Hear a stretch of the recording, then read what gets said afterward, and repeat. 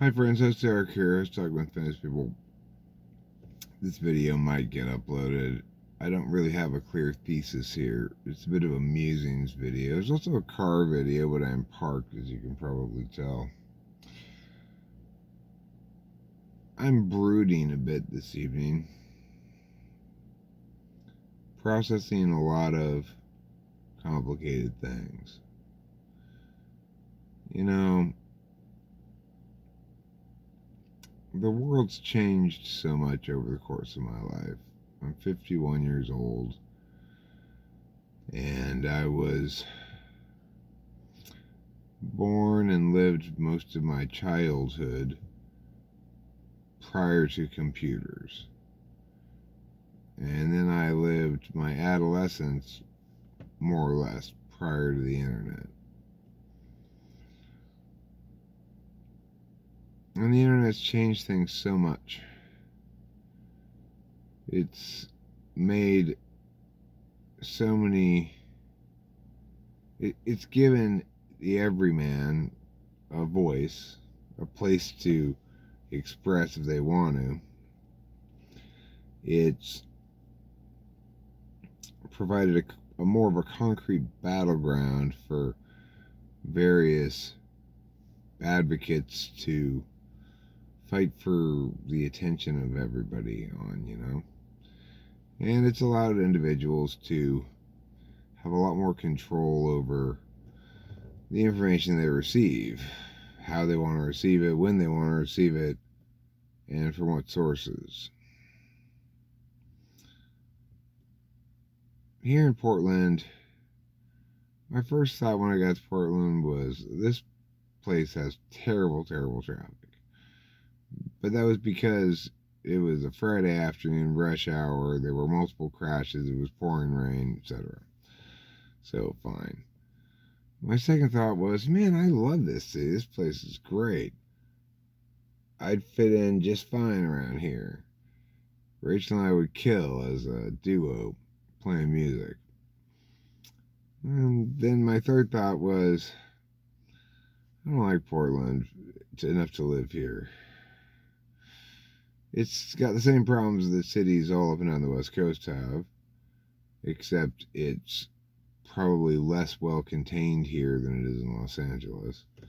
There's just a lot of what an NI person might reasonably call signs of the decay of civilization.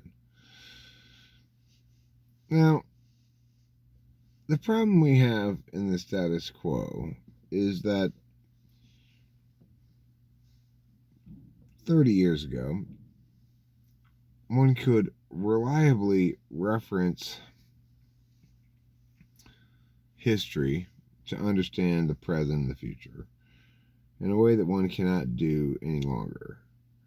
Because the change in the landscape of human endeavor has been so massive and so rapid over the last few decades,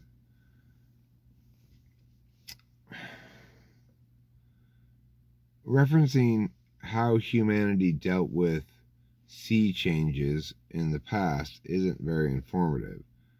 This isn't just a sea change. This is a planet change. And we've never been this far along. Humanity has put together civilizations throughout history that have persisted for some period of time and then collapsed. But what those civilizations lacked that made those kind of collapses possible, even inevitable, is interconnectivity with the entire globe and real-time communications, etc.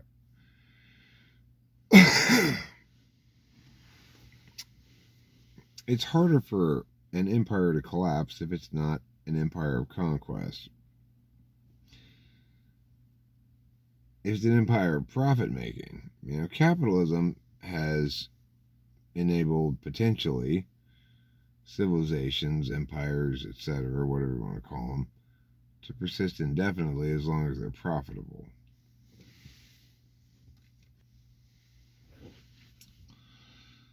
Portland is a city that's full of millennials who have jobs and are artistically minded / and or counterculturally minded. Some of them may be poorly indicated to be that, but it doesn't really matter, right? So you've got this city where you've got a lot of people who want to be members of creative communities and presumably want to succeed as members of such. But that's not very useful. So you've also got a lot of people who are camping various places and engaging the public space in ways that it was never intended to be engaged. This causes things like I went to the 7-Eleven. They buzz you in at the 7-Eleven once they look at you. While I was in there, a group of 4 people wanted to get in. There were 3 of whom were kind of shady looking, one of whom was a little less shady looking. He stood at the door, got buzzed in, and then he held the door to get the other 3 people in, right?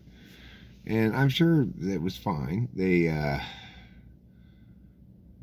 probably completed their purchases and left the store like anybody else.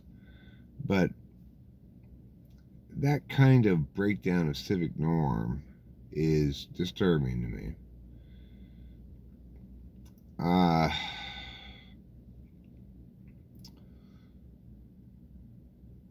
People, in order to attain prosperity, need to be useful. People, in order to sustain well-being financially, need to be good at doing that, which is a little bit different. But it feels to me as though we've all been conveyed the following message that we've internalized. This definitely applies to me, but I think it applies to a lot of people. That, in fact, as we proceeded through life, we had some concept of what success looked like. It looked like fame and wealth. It looked like empowerment. But to attain those things, one has to be extremely useful to others. In other words, you have to work really hard.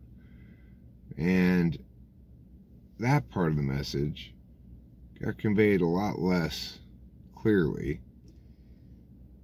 than the part of the message that said, these are the success criteria. For FI types, especially SI-FI types, they're not very much concerned with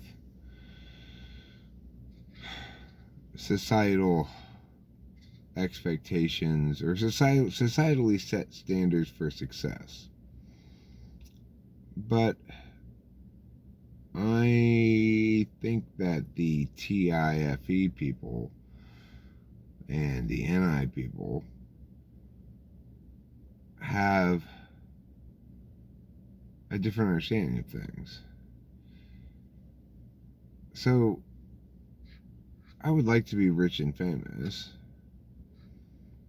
but what you discover pretty quickly about not having money problems, by no means am I rich, but I'm not totally dirt poor like I was for most of the last 3 years. So, is that it doesn't really matter how much wealth you have. It always boils down to the same question. Do you need to worry about normal expenses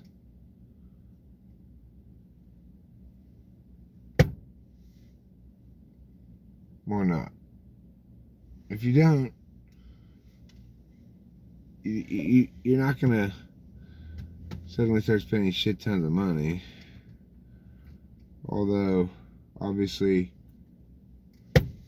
your life's going to be more expensive because you're no longer having to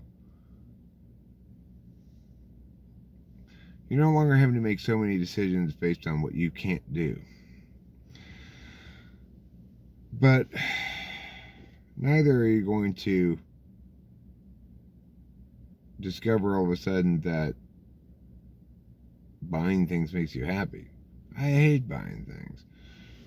I went to the thrift store today, or not thrift store, the antique mall. It was 2 antique malls, and I did end up buying a pair of boots for $28. They're really good boots, and because they were used at the antique store, I could get them for $28. If I tried to buy them new, they'd be a lot more than that. They fit me, and they're already broken in. So, yeah, I'll get those. Sure. I'll wear those all the time, I bet. But as I walk through the antique mall and I'm seeing all these very cool objects,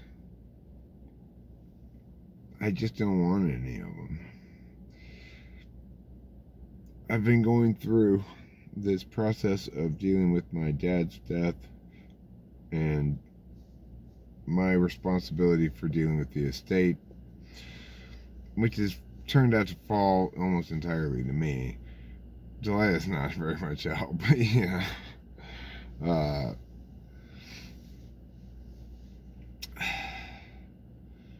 And it's depressing because it drives home the futility of it all. So what? You gathered all these objects so that you could look at them, I guess. How satisfying is looking at objects? I don't find it satisfying at all, frankly. And if the object's not something you use regularly, then isn't it really just something you look at? I'm sure there are other categories of objects besides tools and display pieces, but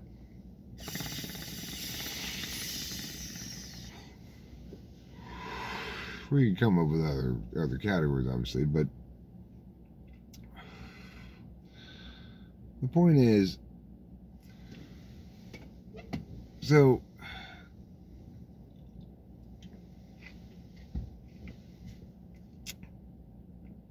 you're gonna die. I'm gonna die. We're all gonna die, right?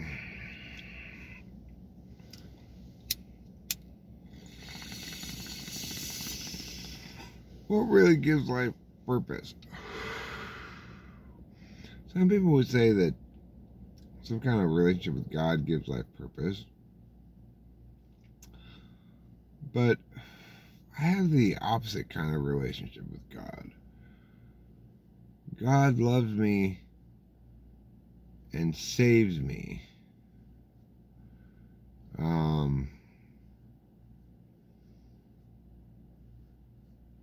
God forgives me. God doesn't want to be my purpose. I'm supposed to have my purpose be my purpose, whatever it is. God may know what it is, but my purpose is not to serve God. I sin when I offend God. God doesn't have a whole lot of proactive expectations of me. He just requires that I not behave badly and says, enjoy the gift of free will.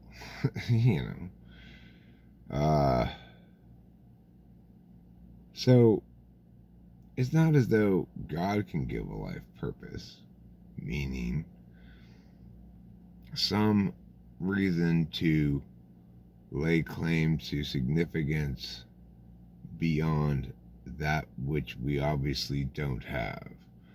if you're one of 7 billion people,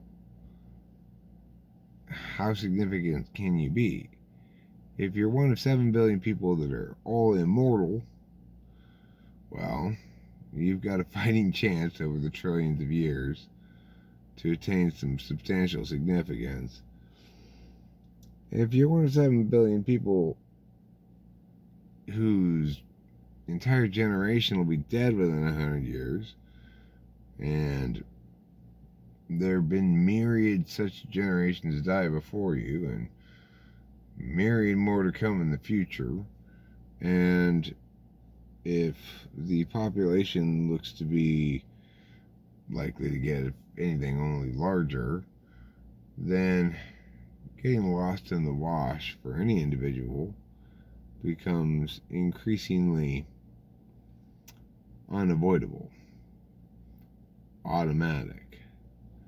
As it is, we are, if we factor in all the people in the world. There may be commonalities among Americans of people they know and things they understand, etc.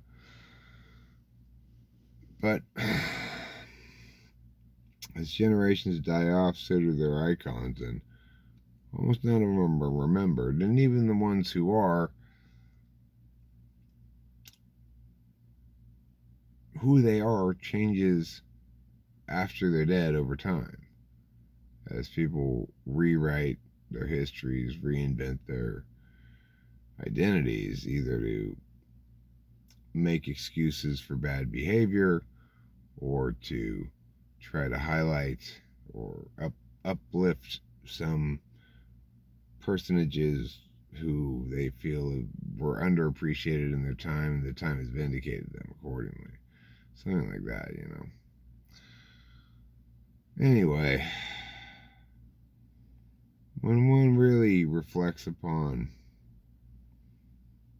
one's place in the large scheme of things, it tends to make one feel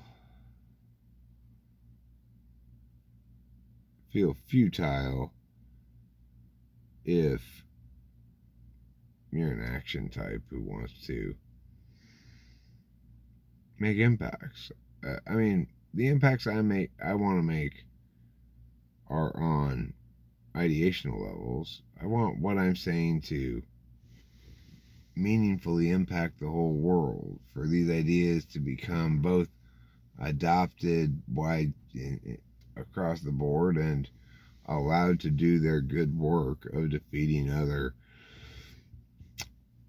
misleading, bad, and contradictory arguments. That there be general consensus that what I'm saying is the single correct and best and most accurate description of how humans be across time.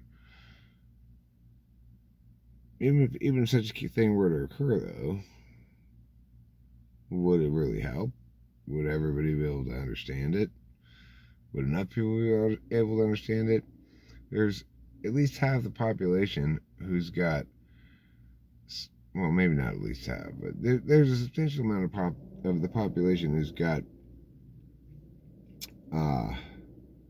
very little interest in using words for anything other than to get what they want. You know, it doesn't matter to them if the argument works, whether the argument is good, true, just, fine, or legitimate. Anyway, I'm practically falling asleep here. It's been a long trip. I'm tired. And that's probably the number one reason why I'm feeling broody. Anyway, thanks for watching if you did, if I end up uploading this, and don't forget to eat plenty of cheese.